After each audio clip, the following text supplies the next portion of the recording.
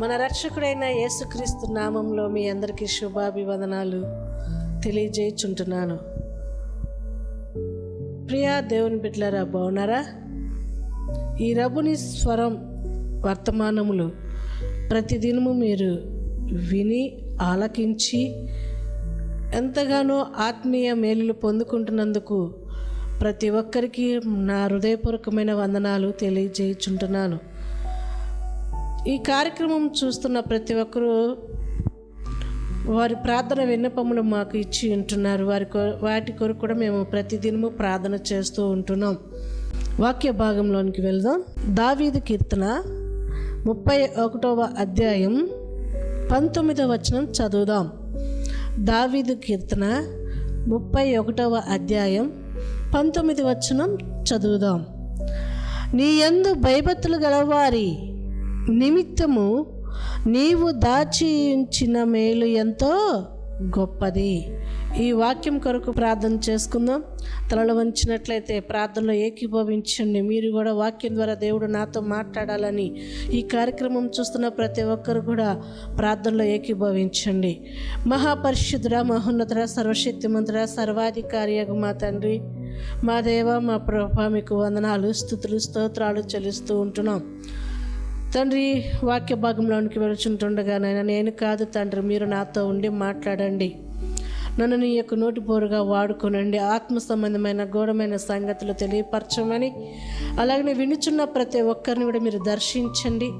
వారితో కూడా మీరు మాట్లాడమని, కృప చూపించి బలపరచమని, వినగలిగిన చెవులను, గ్రహింపగల మనసును దయచేయమని యేసు శక్తి కలిగిన నామంలో ప్రార్థించి అడిగి వేడుకుంటున్నాము పరమ తండ్రి, ఆమేన్.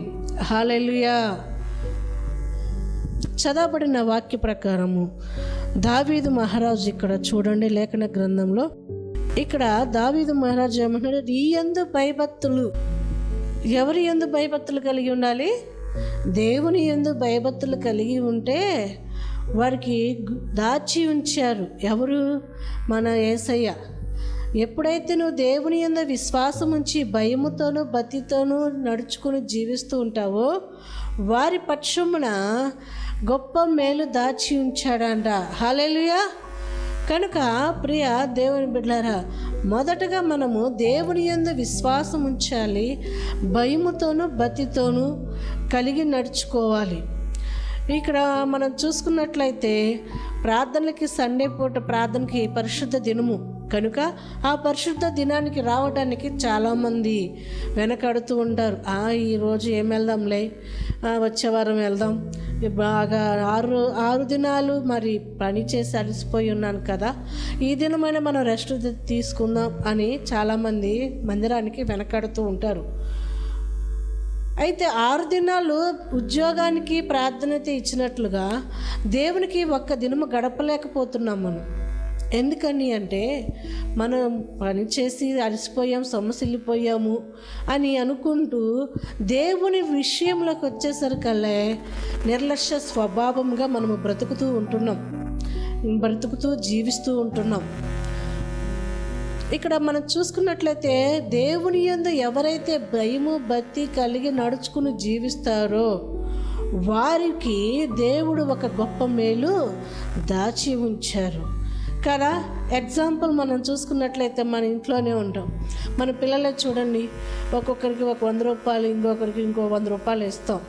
వారు ఎంతగానో ఒకళ్ళేమో దాచిపెడతారు, ఇంకొకళ్ళేమో ఖర్చులు చేస్తూ ఉంటారు. మనం ఒక దినాన, నాన్న నీ దగ్గర ఏమైనా డబ్బులు ఉన్నాయా అని అడిగినప్పుడు వారు ఏమంటారు?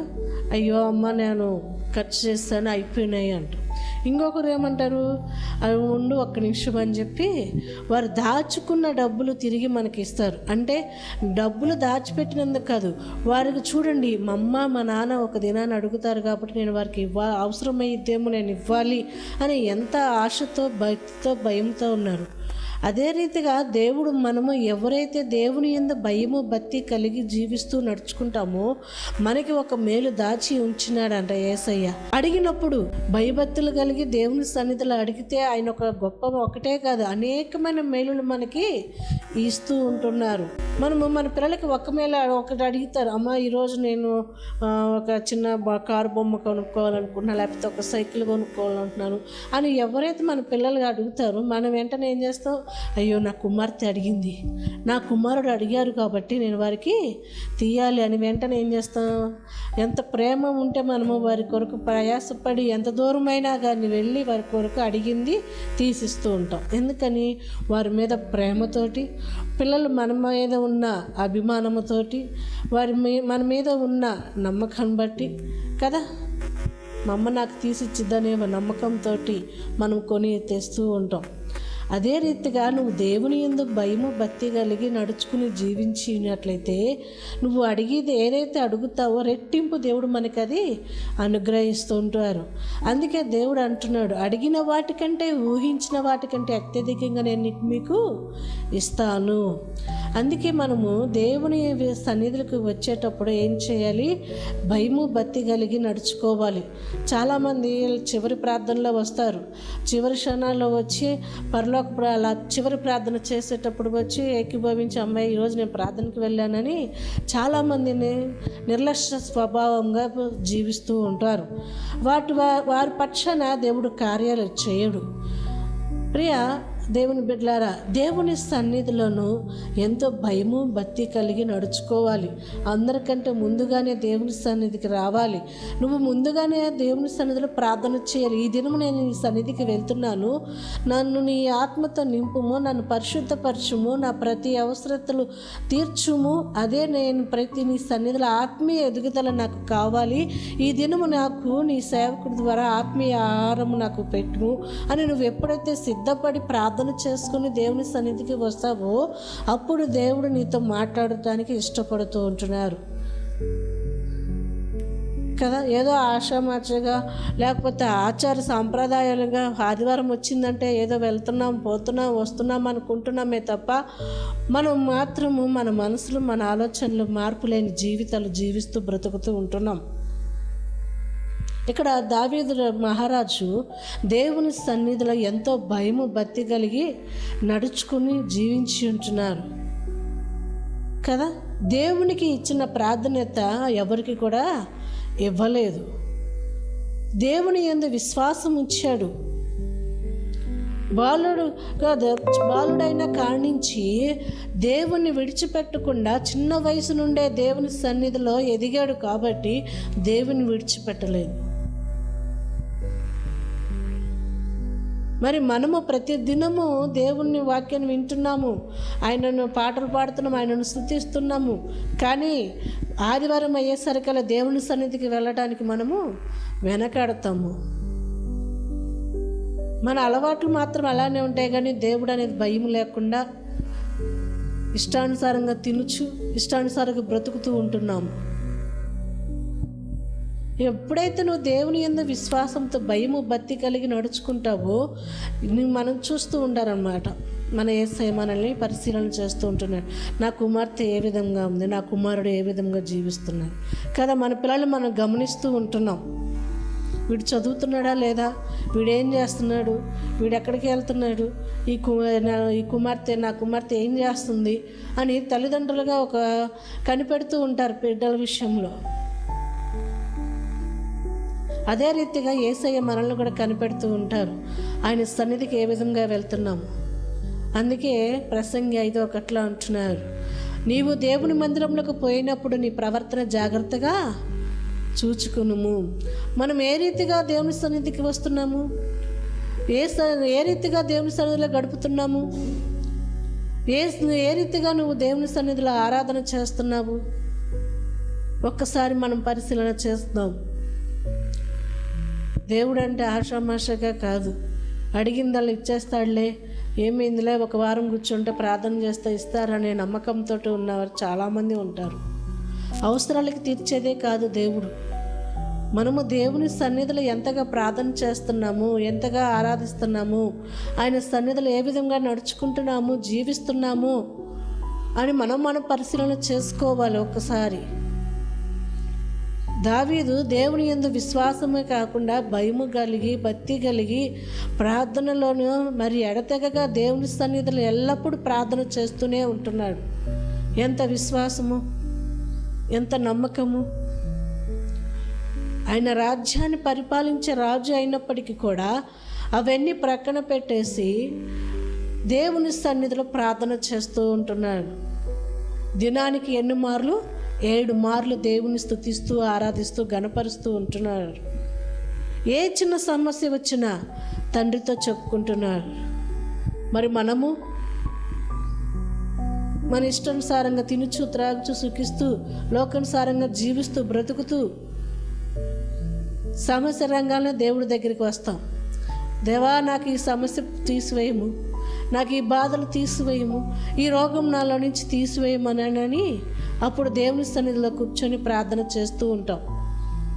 అప్పుడు నీ ప్రార్థన దేవుడు ఆలకిస్తారా? ఆలకిస్తారు. కానీ నీ విశ్వాసము ఎక్కడ? నీ భయము, భక్తి ఎక్కడ? దేవుడంటే లెక్కలేదు.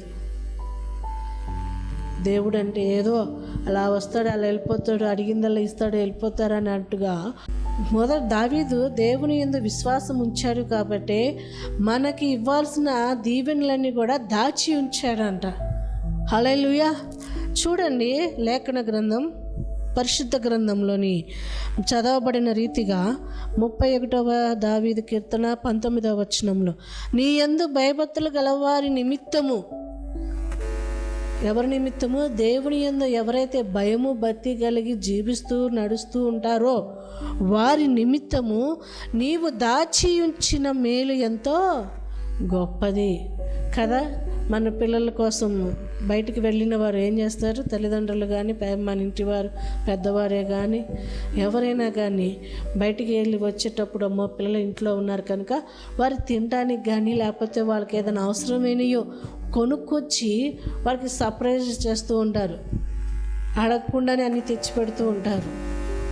మరి తండ్రి ఈ లోకంలో తల్లిదండ్రులు, పెద్దవారు అడగకుండా అన్నీ ఇచ్చినప్పుడు మన యేసయ్య మనకు అడగకుండా అన్నీ ఇవ్వడా?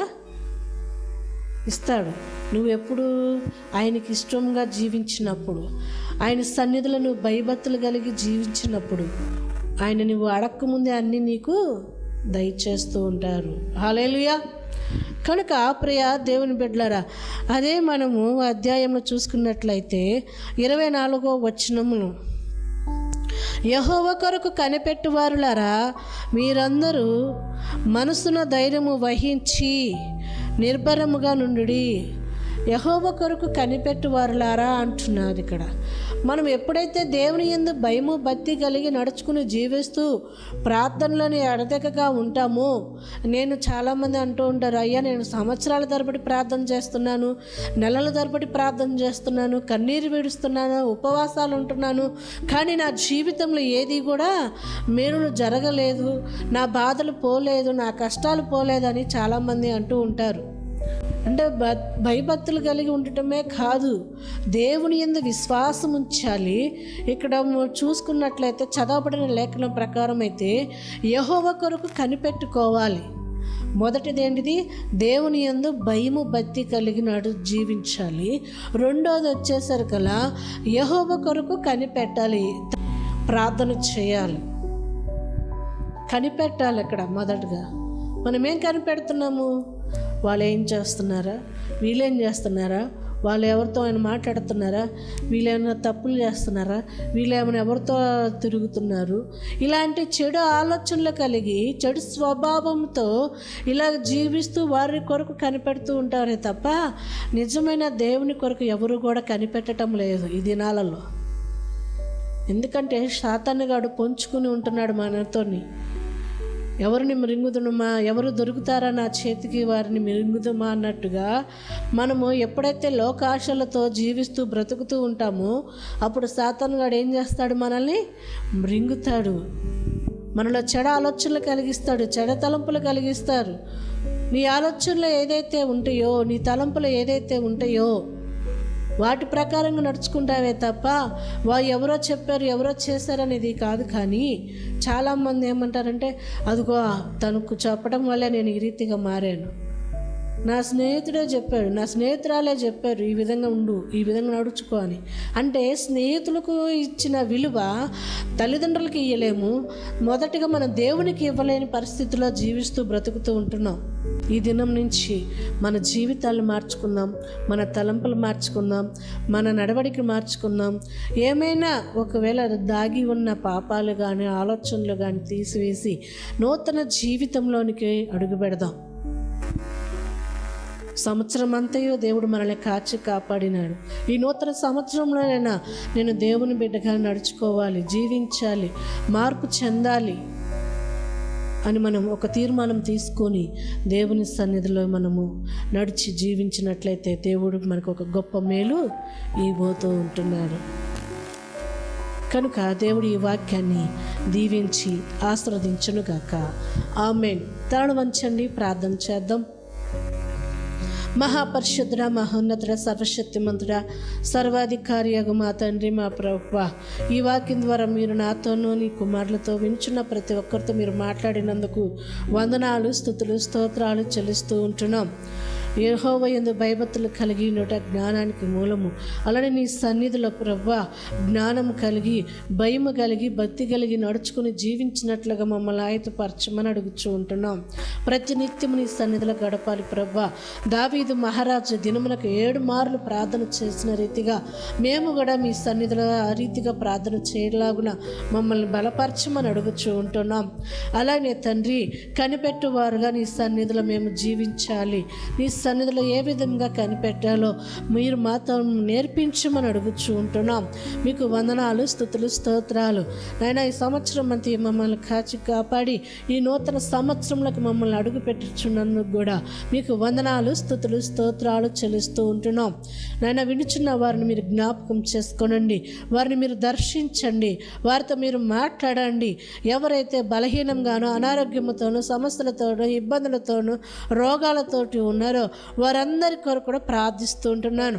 వారిని మీరు ముట్టండి, స్వస్థపరచండి, బలపరచండి, మంచి ఆరోగ్యమును, శక్తిని, బలమును దయచేయమని అడుగుతుంటున్నాం తండ్రి. వినుచున్న వారిని కూడా వారిని బలపరచమని మీ కృపతో నింపిమని యేసు శక్తి కలిగిన నామంలో ప్రార్థించి అడిగి వేడుకొనుచుంటున్నాము పరమ తండ్రి. ఆమేన్. హల్లెలూయా, హల్లెలూయా. Praise the lord. దేవుడు దీవించి ఆశీర్వదించును గాక. ఆమేన్.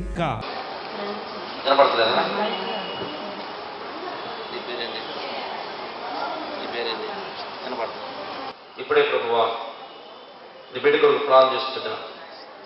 చెవిటి మూగ ఆత్మ నా ప్రభుపై ఆజ్ఞాపిస్తున్నా.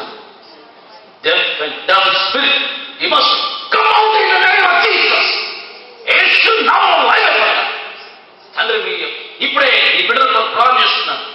ఈ యొక్క చెవులను మళ్ళా రీక్రియేట్ చేయండి. ఇంటి బలహీనత కలిగిన దురాత్మ యేసు నామములో లయమైపోతాడు. మీ రక్తంతో ముద్రిస్తూ వేస్తున్నాం, ప్రార్థించి అడిగి పెడుతున్నాం. ఆమేన్, ఆమేన్, ఆమేన్. ఏం పేరు? సునీల్. ఏం పేరు? సునీల్. ఏం పేరు? సునీల్. ఏం పేరు? సునీల్. ఏం పేరు? సునీల్. ఏం చదివారు? 10th class. ఏ స్కూల్లో? ZP school. ZP school. ఏ క్లాస్? ఏ class? 10th class.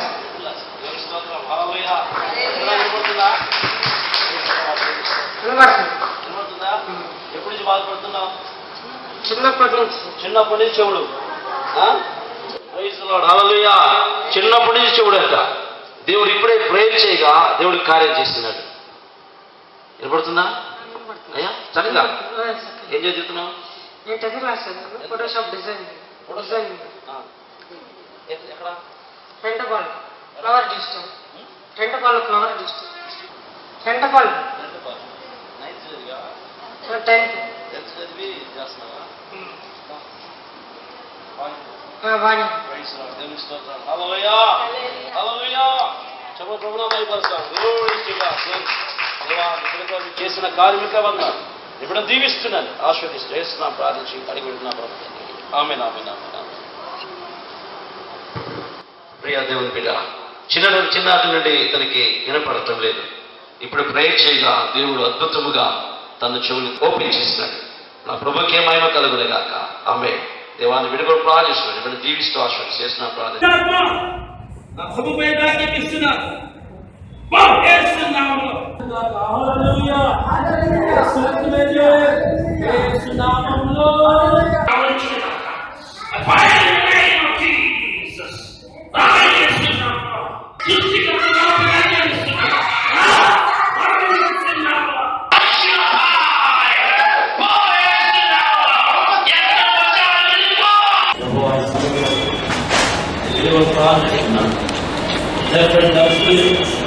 You must come out in the name of Jesus. Open in the name of Jesus. Glory to God. Ashura. And in the name of devil spirit, you must come out in the name of Jesus. Open. Jesus. Jesus. Jesus. Jesus. Amma. Nana. Amma. Akka. Akka. Selli. Ramudu. Yesaya. అభిషేక తైలం ఆరాధన. అందరూ ఆహ్వానితులే.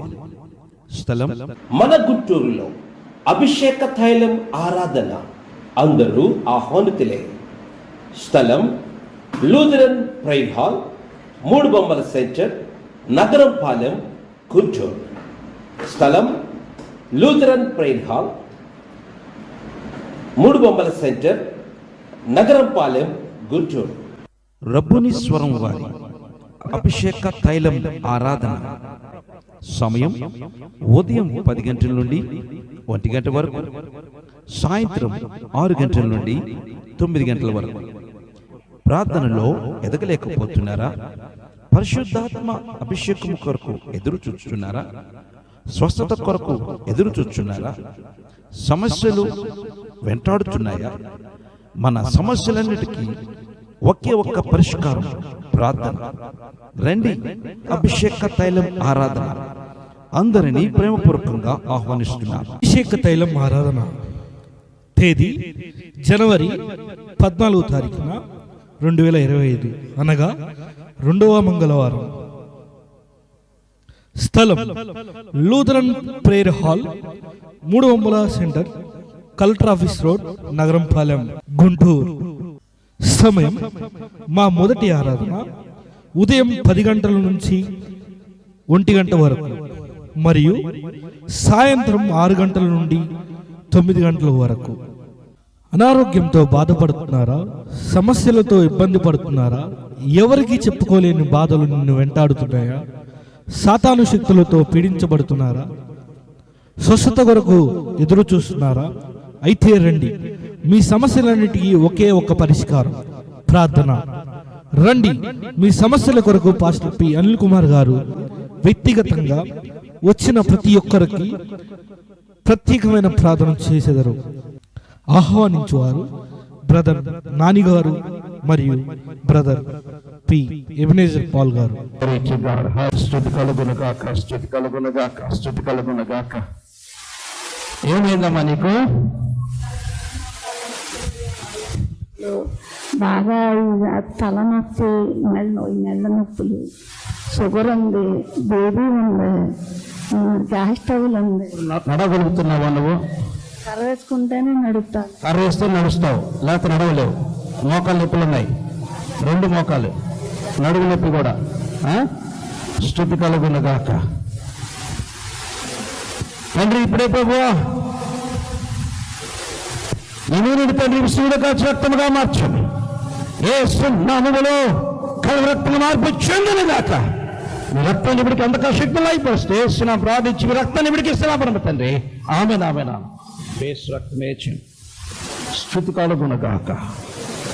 మీ రక్తంతో ముద్రిస్తున్నాను. ఇప్పుడే ప్రభు నిలవలేని స్థితిలో ఉన్న మీ బిడ్డలు మీరే ముట్టి స్వస్థపరిచి నడిపించండి. యేసు నామములో సంపూర్ణమైన స్వస్థత కలుగునుగాక. మీ రక్తంతో ముద్రిస్తున్నాను. In the name of Jesus, Holy Spirit God, మీ రక్తంతో ముద్రిస్తున్నాను, మీ శక్తితో నింపుతున్నాను. యేసు నామములో ఇప్పుడే ఈ కాలంలోనికి మీ శక్తిని రిలీజ్ చేస్తున్నాను. యేసు నామములో సంపూర్ణమైన స్వస్థత కలుగును గాక. Heal, heal, heal in the name of Jesus. ఈ రక్తంతో ముద్రిస్తున్నాను. యేసు నామములో నడుములో ఉన్న నొప్పులు కూడా తొలగిపోను గాక. Heal in the name of Jesus. ఈ రక్తంతో ముద్రిస్తూ యేసు నామములో ప్రార్థించడం కోరుకుంటున్నాను పరమ తండ్రి. ఆమేన్, ఆమేన్, ఆమేన్. లే. In the name of Jesus. నడు. హల్లెలూయా. స్తుతి కలుగును గాక. హల్లెలూయా. Praise the lord. నడు. సపరే ప్రోగ్రామ్ అయిపోయిందా? Glory to God, glory to God. హల్లెలూయా, హల్లెలూయా. స్తుతి కలుగును గాక, స్తుతి కలుగును గాక. హల్లెలూయా, హల్లెలూయా. ఎదురుగా మా ఇట్రా. కమ్ ఆన్ స్పీడ్ ఇక. Oh glory to God. హల్లెలూయా, హల్లెలూయా, హల్లెలూయా. లాంగ్ Glory to God, glory to God, glory to God, glory to God. Hallelujah, hallelujah, hallelujah. Itra, praise the Lord, praise the Lord. Glory to God, glory to God. Hallelujah, akkade unnanu. Hallelujah, hallelujah, hallelujah. Stuti kalugunu gaaka, stuti kalugunu gaaka. Glory to God, glory to God. Sabra program అయిపోయిందా? Glory, hallelujah, hallelujah, hallelujah. తండ్రి నీకే స్తోత్రం. ఇప్పుడు మీరు ముట్టినందుకు వందనాలు. స్తోత్రాలు, స్తోత్రాలు, స్తోత్రాలు, స్తోత్రాలు. స్తుతి కలుగును గాక, స్తుతి కలుగును గాక. తండ్రి నీకే వందనాలు ప్రభువా, నీకే వందనాలు ప్రభువా, నీకే వందనాలు, నీకే వందనాలు, నీకే వందనాలు తండ్రి. స్తోత్రాలు, స్తోత్రాలు. ఎట్లా ఉందమ్మా ఇప్పుడు? అమ్మా ఇంకొంచెం ఎదురు తగ్గిందా? బాగా నడుస్తున్నావు ఇప్పుడు. యేసు నామములో ఇప్పుడే తండ్రి పరిపూర్ణమైన స్వస్థత కలుగును గాక. Heal in the name of Jesus, heal in the name of Jesus. రక్తంతో ముద్రిస్తూ యేసునా ప్రార్థించి అడిగి వెళ్ళిపోతున్నా తండ్రి. ఆమేన్, ఆమేన్. చూడండి ఎప్పుడు ఇప్పుడు తగ్గిందా? నడు. ఇప్పుడు యేసు రక్తమే దేవుని. స్తుతి కలుగును గాక. ఓకేనమ్మా, కూర్చో. అభిషేక తైలం ఆరాధన తేదీ జనవరి 14వ తారీఖున 2025 అనగా 2వ మంగళవారం. స్థలం Lutheran prayer hall, 300 centre, collector office road, Nagarampalem, Guntur. సమయం మా మొదటి ఆరాధన ఉదయం 10 గంటల నుంచి 1 గంట వరకు మరియు సాయంత్రం 6 గంటల నుండి 9 గంటల వరకు. అనారోగ్యంతో బాధపడుతున్నారా? సమస్యలతో ఇబ్బంది పడుతున్నారా? ఎవరికి చెప్పుకోలేని బాధలు నిన్ను వెంటాడుతున్నాయా? సాతాను శక్తులతో పీడించబడుతున్నారా?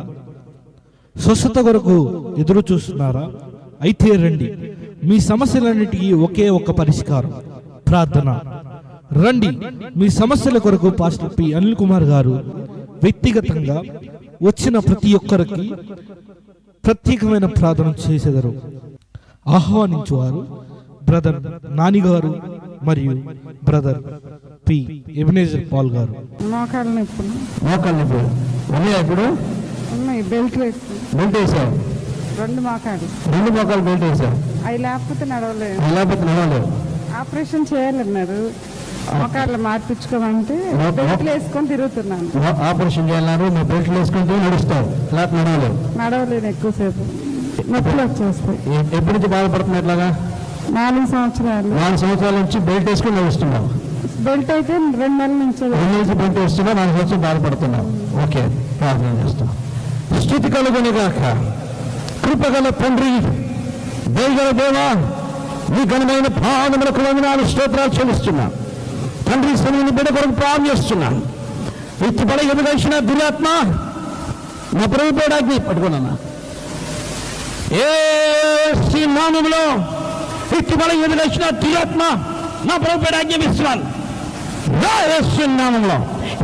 In the name of Jesus.